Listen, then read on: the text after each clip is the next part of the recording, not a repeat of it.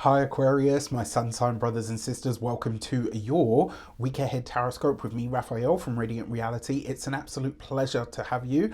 Thank you so much for being here. Thank you so much for joining me. Quick note, sorry, these readings are for your sun, moon and ascendant sign. They are general readings. Make sure you check them out for all three of those so you know which part of you I resonate with most as a reader. Before we start, as always, I would like to bless my decks of cards with all forms of love, light, peace, prosperity and abundance. And I pray that the messages that come through are ultimately clear and concise.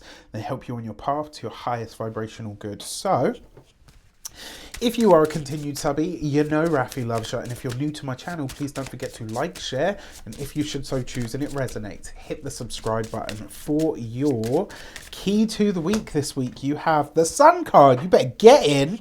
Oh yes, I am totally here for this, right?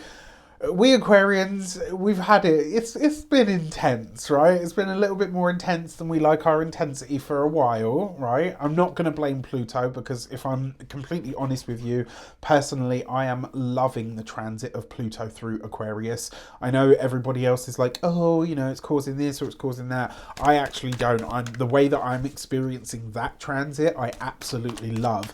I feel more powerful. I feel more like myself. I feel more able to really just kind of say what I'm thinking and feeling than ever before. And I'm loving it, right? Not that I needed any help being outspoken, right? So I'm not blaming that transit. I think it's because there's other things that have been going on that have been a little bit more intense. Now, with that said, the Sun card gives us a lighter, easier week of it, right? So usually this is the card of blessings, joy, happiness, abundance. It can also be a travel card.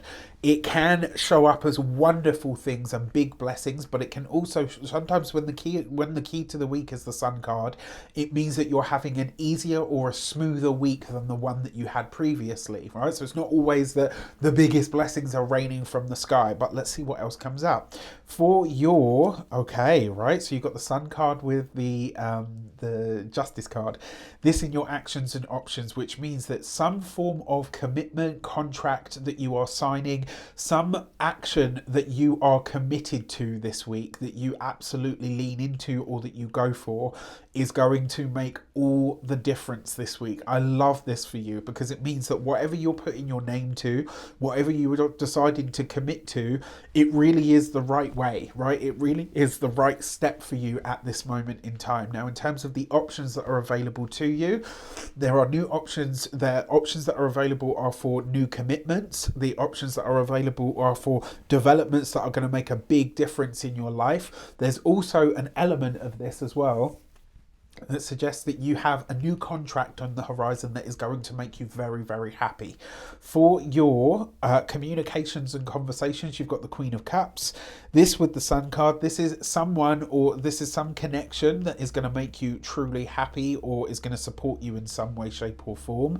The Queen of Cups in your communications means that a lot of the communication this week is coming from the heart. In conjunction to the Sun card, this means that a lot of the communication that you're having this week not only comes from the heart, but it has the desired effect or result. You've got this with the Justice card, which means you are committing to nurturing and nourishing the connections in your life and also honouring your commitments. So I love this. Now, for those of you that are studying or in some form of academia, the Queen of Cups with the Justice card means that it's not just that you're wearing your heart on your sleeve, it's more a case of you are standing behind what you believe in, you know, from a heart space level, and it shows. You're demonstrating why you care about something and people are taking note.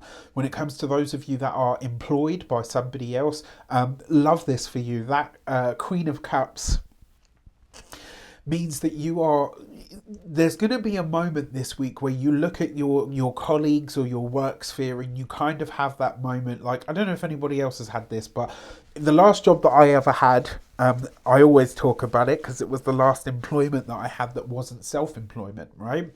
And I have to say the first year of that job I absolutely loved. We were like a little family. We had a laugh, we had a joke, but we did the work, we got on with it. It was just absolutely incredible, and I'll never forget because it was one of the best years I've ever had. this kind of feels like this week you might look around and be like, you know what, my colleagues have got me and I've got my colleagues. This actually feels like where I'm supposed to be right now. For those of you that are business owners, entrepreneurs, solopreneurs, people that work for themselves, I actually really like this for forging new partnerships, new connections in your life, ones that really are going to make a difference. This is going to be people that come in as colleagues, but also potentially come in as, employees, collaborators, partnerships. What really speaks to me about all of this is it really is about partnerships, right? That's this week really is about partnerships, connections, collaborations, and the more of those you have, the better your life is going to be this week. When it comes to those of you that are retired and no longer working, how you nourish and nurture the connections in your life is going to be really brought to the fore this week. And I think for a lot of you, this might be where you kind of find yourself playing matriarch, patriarch, or matriarch.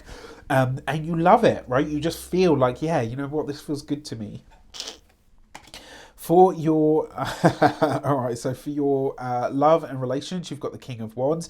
King of Wands is usually a fire sign male, Aries, Leo, or Sagittarius. Potentially this person is a Leo because the Sun card is involved here. What this tells me is if you're single, you could be connected to a fire sign person, and this person might make all the difference in your life.